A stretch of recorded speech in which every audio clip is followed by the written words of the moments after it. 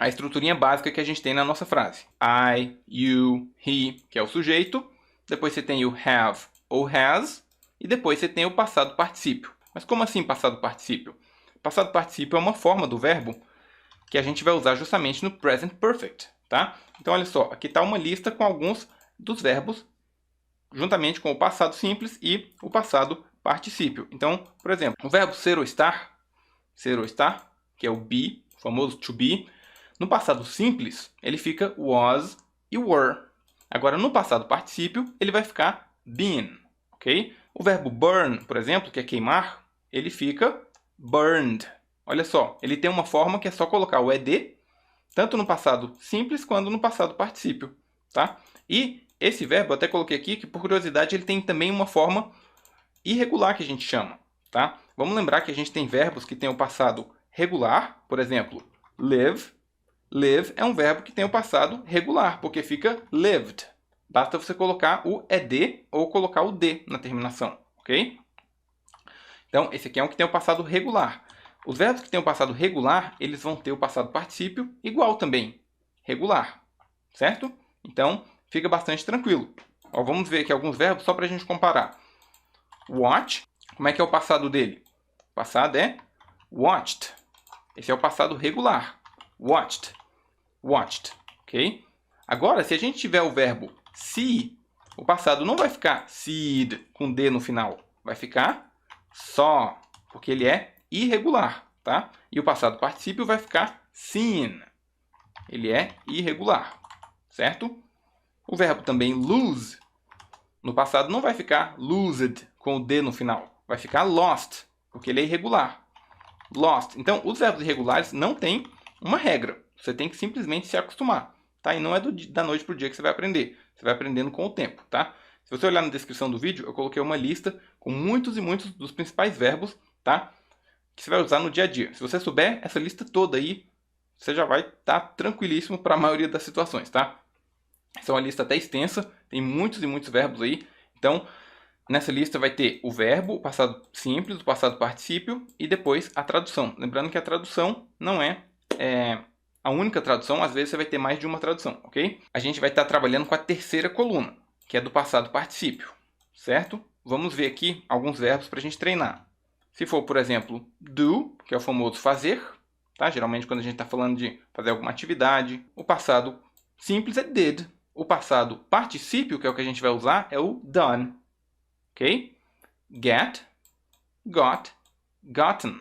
Tá? De novo, o objetivo aqui não é você decorar essa lista. Ao longo do tempo você vai se acostumando, mas eu estou mostrando aqui para você ir vendo os formatos, né, que eles vão ficando os verbos. Todos esses aqui são irregulares, tá? Todos esses que estão na descrição também são irregulares. Have, had, had. Know, knew, known. Lose, lost, lost. Make, made, made. Read, read, read. Say, said, said. See, saw, seen. Tell, told, told. Tá? Observe que eu não coloquei todos aqui que estão na lista, porque senão vai ficar gigantesca a lista aqui. Mas, vamos lá, vamos treinar um pouquinho, ó, e não se preocupe com a tradução neste momento. Vamos colocar a forma do present perfect. Inclusive, ó, para facilitar, aqui está até um resuminho das formas que você vai estar utilizando. Então, como que ficaria o be? O be, eu vou falar I have been. I have been. E aí vai ter mais alguma coisa depois. I have been. Se a gente quiser colocar na negativa, como que fica? Vai ficar muito simples. I have not been. Olha que tranquilo. É só você colocar o not. Então, I have been. I have not been. Ok? E se você quiser fazer uma pergunta, é só você trazer o have para frente. Have I been? Have I been alguma coisa? Ok? Muito bem, tá? Ou é mais comum você perguntar have you been? Você vai estar perguntando para outra pessoa, né? Agora, olha só. Essa aqui é a forma sem a contração. É possível também a gente contrair o I com have. I com have, tá? Então vai ficar I've. I've, ok? I've been. I've been. Veja a pronúncia. vai ficar I've. Som de V no final. I've, ok? I've. I have not been, como que vai ficar se a gente contrair? Tem duas formas de você contrair, tá bom? Vai ficar I haven't been ou I've not been, tá? Essa daqui é menos usada, ela aparece mais no inglês britânico, tá? Ou também no inglês americano quando você quer mais enfatizar o not. I've not been alguma coisa, tá? Mas você pode também usar perfeitamente, que também está correta. Então, você tem 3 formas de falar na negativa, tá? E na pergunta, você vai ter só uma forma. Lembrando que você também pode fazer a pergunta na negativa. Eu nem coloquei no resuminho, mas pode também. Have you not been alguma coisa? Ok? Quando você tiver he, she ou it, que é terceira pessoa, você vai ficar com o verbo have na forma da terceira pessoa. Tá? Então esse aqui, ó, só para resumir, vai servir para o I, para o you, para o we e para o they. Eu, você, nós, eles. Ok? E se for he, she ou it? Vamos fazer aqui com he. Vai ficar he has. He has been. Certo? Que está na coluna da direita aí desse resuminho que está aparecendo. He has been. Se for negativa, só colocar o not. He has not been. E se for pergunta, has he been? Ok? Vai ter mais alguma coisa depois. Como que fica a contração? He's been.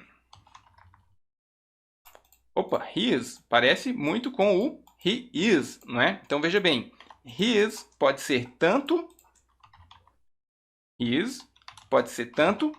is quanto he has. Você vai saber pelo contexto. Se tiver depois um verbo no passado particípio, aí é present perfect.